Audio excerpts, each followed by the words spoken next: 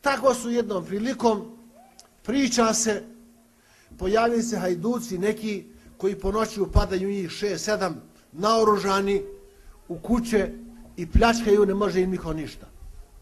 Policija nenaoružana, žandarmerija nenaoružana, nespremna i ne može da ispriječi. I upadnu jednu noć kod Nastradin hođe u kuću.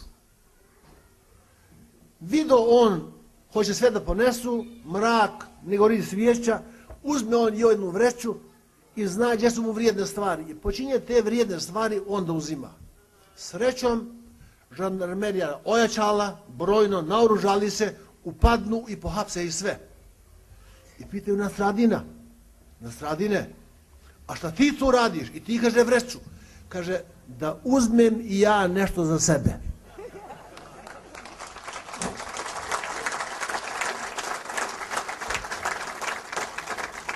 I mi na ovim izborima treba da se ponašamo tako da uzmemo i mi nešto za sebe.